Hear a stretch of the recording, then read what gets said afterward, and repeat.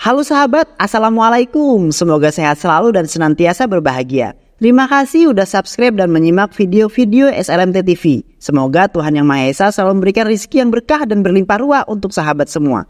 Nah, kali ini SLMT TV akan membawakan alur cerita film yang berjudul Mira Pakai. Bagaimana keseruan filmnya? Nggak perlu banyak basa-basi, ini dia alur ceritanya.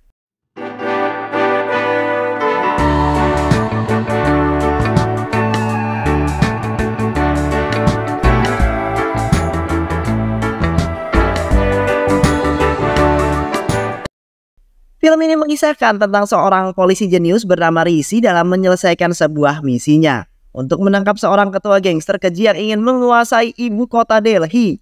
Lantas, bagaimana keseruan filmnya tanpa banyak basa-basi lagi? Ini dia alur ceritanya.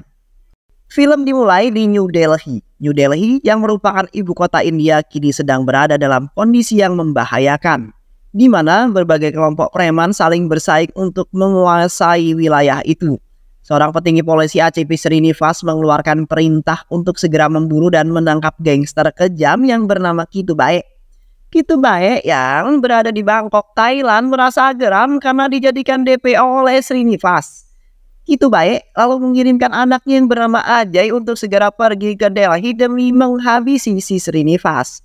Ajay pergi bersama rekannya yang bernama Lingga.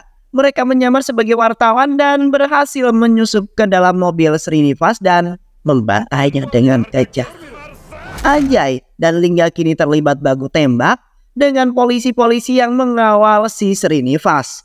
Polisi berhasil menyudutkan Ajay dan Lingga. Ajay lalu kabur tanpa memperdulikan Lingga. Lingga terus berlari menyelamatkan dirinya, walaupun salah satu kakinya berhasil ditembak oleh polisi. Lingga berhasil lolos dengan menaiki sebuah mobil yang melintas di dekatnya. Ketua Badan Intelijen India yang bernama Narayana Murthy memperkirakan bahwa geng Kitu Bae tampaknya akan terus memperbesar daerah kekuasaannya. Mereka pasti ingin menguasai India. Murthy tak ingin hal itu terjadi. Dia segera membentuk tim untuk memburu dan menangkap Kitu Bae. Tim itu akan dipimpin oleh Gupta. Murthy juga meminta agar Gupta membawa Rishi. Rishi adalah seorang polisi ganjen yang suka menggoda para gadis-gadis yang semok dan seksoi. Walaupun ganjen, tapi sejatinya kemampuan Rishi tak perlu dipertanyakan lagi. Ya, sepertinya dia seorang suhu. Rishi memiliki kemampuan yang sangat luar biasa. Banyak kasus-kasus yang berhasil ia selesaikan. Sebagai langkah pertama dalam memburu Kitu Bae, tim ini akan diperintahkan untuk menangkap jaringan Kitu Bae yang bernama Gesubai. Gesubai yang diketahui sedang berada di Chandni Chowk. Sesampainya di sana, Rishi berhasil mengalahkan anak buah Gesubai dan menyelesaikan misi itu dengan sempurna.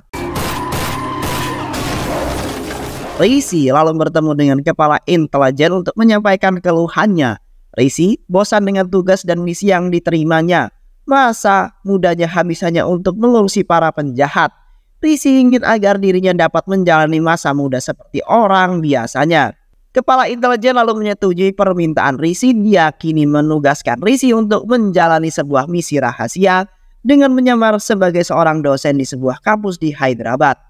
Rektor di kampus itu adalah Kumar yang merupakan rekan dari Murthy. Kumar menanyakan tentang misi rahasia itu, tapi Murthy terus merahasiakannya. Kini Rishi tampak sangat bahagia dengan misi barunya itu. Dia tidak akan lagi berhadapan dengan para penjahat, dan di lain sisi, dia juga bisa menghibur mata dengan melihat ciwi-ciwi kampus yang seksoi-seksoi dan cantik-cantik. Aduhai. Scenes kemudian berpindah ke stasiun. Terlihat Rishi yang hendak membantu seorang gadis seksoi. Ternyata gadis itu terlambat masuk ke dalam gerbong kereta. Rishi menikmati momen kejar-kejaran itu hingga pada akhirnya Rishi berhasil menyambut gadis itu ke dalam kereta. Rishi sempat berharap dengan gadis itu, namun harapannya seketika sirna karena gadis itu sudah bertunangan. Anjay, kasihan juga sih. Setibanya di Hyderabad, Rishi akan tinggal di rumah Kumar. Rishi akan berperan menjadi seorang dosen bahasa Hindi di kampus tersebut. Kini malam pun tiba. Rishi keluar untuk mengunjungi sebuah kuil. Namun dia ke sana bukan untuk beribadah, melainkan untuk mencuci mata dengan melihat gadis-gadis seksoi. Rishi yang sedang menaiki tangga bermodus dengan menginjak pakaian seorang gadis, bukan jatuh ke bawah melainkan jatuh ke dalam pelukan Rishi. Gadis itu adalah Vinamra. Rishi lalu berusaha untuk PDKT dengan Vinamra. Risi mengatakan segala gombalannya untuk merayu Winamra. Risi juga mengatakan bahwa dirinya jatuh cinta pada Winamra sejak pandangan pertama. Asik. Namun, Winamra sama sekali tidak tertarik dengan si Risi. Winamra juga tak percaya dengan yang namanya cinta pada pandangan pertama. Keesokan harinya Risi menjalani peran sebagai seorang dosen. Dia melihat Winamra yang ternyata seorang mahasiswi di kampus tersebut. Winamra yang merupakan gadis polos dari desa merasa ilfil dan ketakutan setelah melihat kelakuan ganjennya si Risi yang terus menggodanya. Di perjalanan pulang, Risi terjebak sebuah kemacetan. Penyebabnya adalah karena sekelompok orang sedang merayakan acara ulang tahun. Jalan ditutup untuk menunggu kedatangan Sangkar Ana yang akan memotong sebuah kue. Sementara itu Risi yang berhasil melihat melewati para pemotor kini turun dan menghampiri orang-orang itu. Risi meminta agar mereka merayakan ulang tahunnya di rumah saja, jangan di jalanan. Risi yang emosi kemudian memporak-porandakan acara itu. Dia menghajar dan mengalahkan mereka semua. Kini jalanan telah kembali normal. Tindakan Risi yang menghajar anak buah Sangkar Ana membuat dirinya murka. Anak buah Sangkar Ana lalu datang ke dalam kampus untuk mencari Risi. Risi diperingatkan oleh Kumar untuk tidak melawan Sangkar Ana jika Risi memang masih mau menjadi dosen di kampus ini. Hal itu dikarenakan Sangkar Ana adalah ketua yayasan kampus ini. Risi lalu dibawa menemui Sangkar. Namun kecerdasan Risi dalam mengolah kata mampu menundukkan hati Sangkar Ana. Dan perselisihan selesai tanpa kekerasan. Setelah menyelesaikan masalah itu, Risi kembali mengajar dan mendekati Winamra. Namun kali ini Risi tak hanya mendekati Winamra melainkan juga mendekati bapaknya Winamra yang bernama Viswanat Sastriga. Risi mendekati mereka melalui musik. Hari ini lantaran keluarga Winamra sangat menyukai musik klasik. Risi berniat untuk menjadi murid ayahnya Winamra. Hal itu semata-mata hanya untuk mendekati si Winamra. Keesokan harinya Winamra sedang berada di kampus. Dia digoda dan diganggu kakak tingkat kampusnya. Namun Risi datang di saat yang tepat. Kemampuan bertarung Risi sebagai seorang polisi berhasil mengalahkan mereka semua. Bukannya kapok karena telah dihajar Risi, mereka justru kembali datang mengganggu Winamra. Namun kali ini dia tidak sendirian, dia datang membawa ayahnya bersama para preman teman Winamra yang ada di sana. Lalu menghubungi Risi untuk meminta tolong. Risi datang sebagai seorang superhero. Dia menghajar semua preman yang ada di sana. Di tengah perkelahian itu, ayah kakak tingkat itu sempat mengancam Risi bahwa mereka adalah anak buah Sangkar Ana. Namun Risi menghiraukannya. Risi kembali menghajar semua preman yang tersisa. Kini Winamra berhasil diselamatkan Risi. Benih cinta mulai tumbuh di hati Winamra. Tak lama kemudian Risi dan Winamra kini resmi berpacaran. Risi ingin merasakan bagaimana sensasi pacaran karena selama ini dia tidak pernah sama sekali berurusan dengan seorang wanita. Di lain sisi, Sangkar Ana sedang menyambut kedatangan anaknya, Lingga. Lingga adalah seorang yang membunuh ACP Srinivas bersama Ajay. Lingga menyampaikan kekesalannya karena Ajay telah meninggalkannya saat kakinya ditembak polisi. Selama 1 bulan, Lingga menyembunyikan dirinya dari pantauan Kitubai. Lingga bahkan tak ingin lagi berurusan dengan Kitubai. Namun Sangkar Ana menolaknya. Dia ingin agar Lingga tetap bekerja dengan Kitubai. Sangkar Ana mengetahui bahwa jika ada yang berani menentang Kitubai, maka kematian adalah hukumannya. Di lain sisi, Risi sedang menikmati bagaimana rasanya sebuah pacaran. Anjay gak sih? Mereka pergi kencan untuk menghabiskan waktu. Tiba-tiba sebuah mobil melintas dengan kencang dan menabrak seorang bocil. Risi yang melihat hal tersebut kemudian berlari menyelamatkan si bocil. Mobil itu terus melaju bahkan semakin kencang menabrak barang-barang yang ada di depannya. Risi emosi dan mengejar mobil itu. Risi berhasil menghentikannya dan ternyata pengemudi mobil itu adalah seorang gadis bernama Faisali. Faisali turun dari mobil dan mengatakan bahwa dirinya tak bersalah. Dia mengemudi dengan kencang hanya untuk mencari hiburan. Risi yang mendengar penjelasan itu kemudian murka. Risi mengambil sebuah tongkat. Dia memukul dan merusak mobil Faisali. Risi lalu pergi dari sana setelah mendapat panggilan dari Murti. Murti lalu menjelaskan bahwa misi rahasia Risi di Hyderabad telah ditetapkan. Murti menunjukkan sebuah foto, ternyata itu adalah foto Faisali, seorang gadis yang mobilnya baru saja dirusak oleh Risi. Usut punya usut, ternyata Faisali adalah anak kandung dari Kitubai. Murti mengatakan bahwa misi Risi adalah untuk menangkap Kitubai melalui anaknya Faisali. Faisali akan kuliah di kampus itu tahun ini. Itulah yang menjadi alasan kenapa Risi menjadi seorang dosen. Di sisi lain, Faisali menceritakan kejadian itu kepada Shankar Ana. Faisali meminta agar pelaku perusakan untuk segera diberi sebuah pelajaran. Lingga yang masih kesal dengan Ajay anak Kitubae ingin melampiaskan kekesalannya pada Faisali. Namun Shankar Ana melarangnya karena Faisali adalah kelemahan Kitubae. Hubungan di antara keduanya sangatlah rentan. Diketahui Kitubae hidup sebagai seorang gangster sedangkan Faisali ingin hidup seperti orang normal. Beberapa hari kemudian Shankar Ana mengantarkan Faisali ke kampusnya. Faisali yang tiba di sana tak sengaja melihat Rishi. Faisali langsung memaksa Shankar Ana untuk segera memecat Rishi. Jika tidak menurutinya, maka Faisali akan pergi dari kampus tersebut. Shankar Ana yang tak mampu melawan hanya bisa menuruti permintaan Faisali. Shankar lalu pergi menemui Rishi dan seketika langsung memecatnya. Kini Faisali merasa puas dan bahagia dengan keputusan tersebut. Rishi lalu bertemu dengan mahasiswanya untuk berpamitan sambil menyampaikan sebuah propaganda. Rishi mengatakan bahwa dirinya dipecat hanya karena menghentikan seorang gadis yang mengendarai mobil secara ugal-ugalan. Para mahasiswa yang mendengar hal itu kemudian marah dan tak terima. Mereka berbondong-bondong pergi ke rumah Shankar Ana untuk berdemo. Para mahasiswa itu mengancam akan mogok kuliah jika dosen Rishi dipecat. Kini semua kendali ada di tangan Rishi. Faisali tak mampu berbuat apa-apa. Dia menerima tuntutan mahasiswa asalkan Rishi mau minta maaf pada dirinya. Tanpa banyak basa-basi lagi, Rishi lalu meminta maaf kepada Faisali dan masalah pun selesai. Keesokan harinya Rishi kembali melakukan tugasnya sebagai seorang dosen. Rishi meminta agar mahasiswanya terus membenci Faisali. Rishi memanfaatkan momen itu untuk melindungi Faisali. Hal itu dilakukan agar hati Faisali mau menerima Rishi. Di sisi lain, Gupta yang merupakan kapten dari tim ini mulai melancarkan aksinya.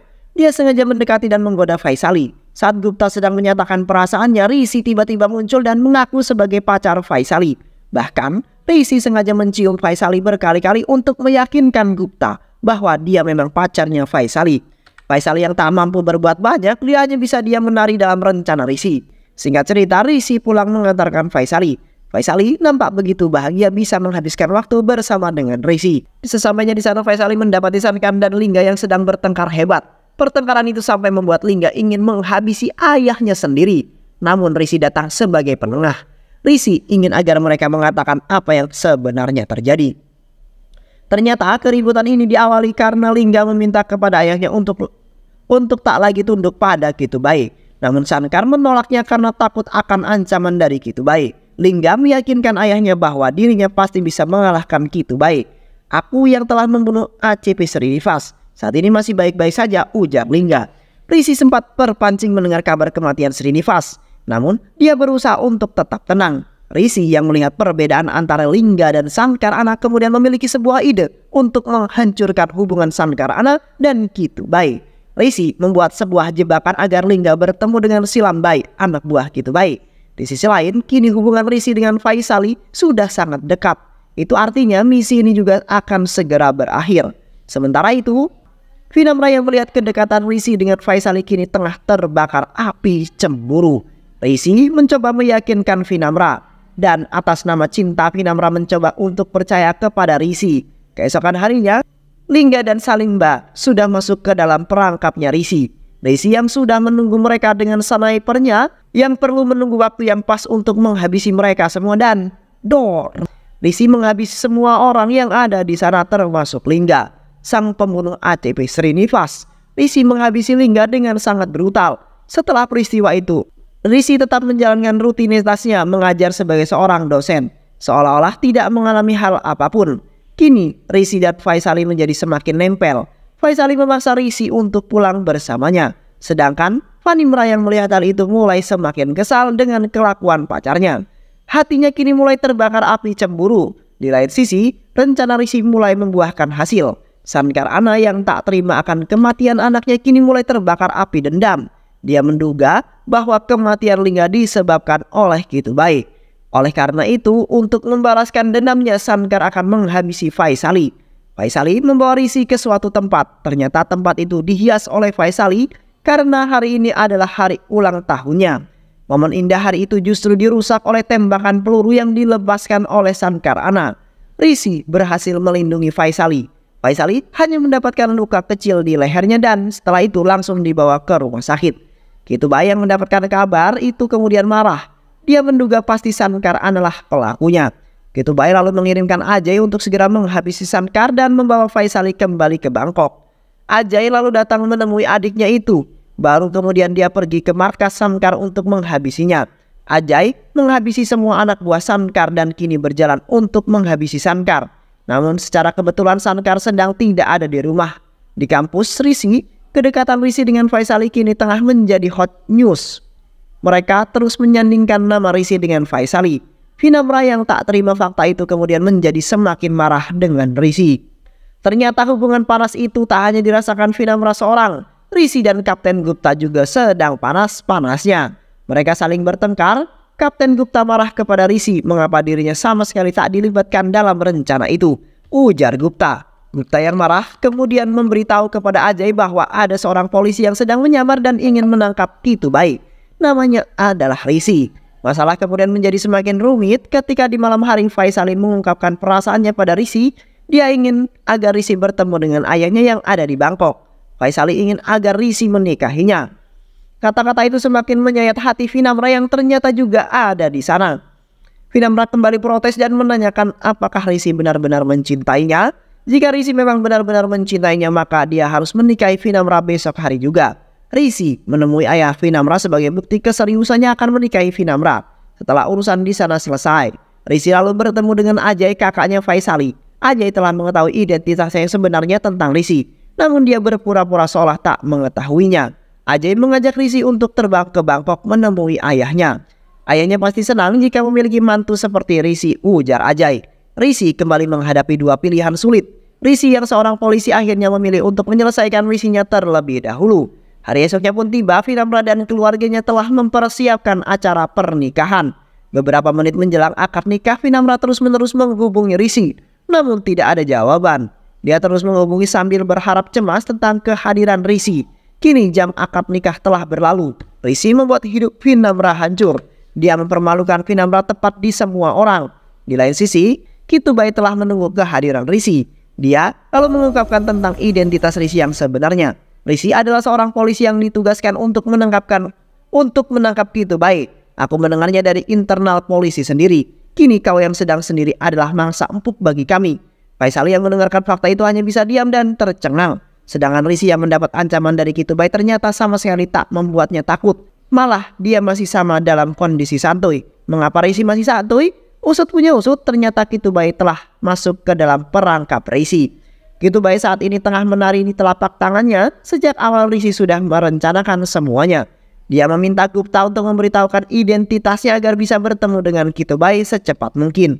Bahkan insiden penyerangan Shankar waktu itu pun semuanya telah direncanakan. Fakta Shankar anak yang menghilang dari rumahnya pun penyebabnya adalah karena Rishi.